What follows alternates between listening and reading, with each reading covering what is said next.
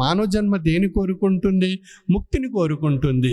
ఇందువల్ల 84 లక్షల జీవరాశుల్లో సుదీర్ఘమైనటువంటి ప్రయాణం సాగించినటువంటి ఆత్మ ఆయా దేహాన్ని అనుసరించింది, ఆయా రూపాలుగా అనుసరించి మనుగడ సాగించింది. చిట్ట చివరిగా ఒక ఉత్కృష్టమైనటువంటి మానవ జన్మ పొందింది.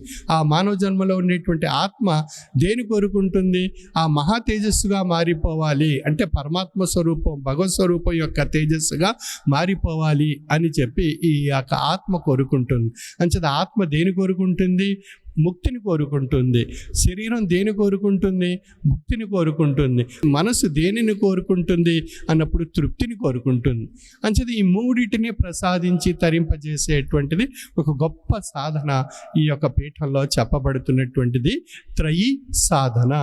శరీర తత్వానికి మంత్ర సాధన రూపంలో భుక్తిని పొంది తరించేటువంటి మార్గాన్ని తెలియజేస్తూ, మానసిక తత్వంలో జ్ఞాన సాధన ద్వారా తృప్తిని పొంది తరింపజేసేటువంటి శక్తిని తెలియజేస్తూ, ఆత్మతత్వంలో ధ్యాన సాధన ద్వారా ముక్తిని పొంది తరించేటువంటి మార్గాన్ని తెలియజేస్తున్నటువంటి గొప్ప సాధన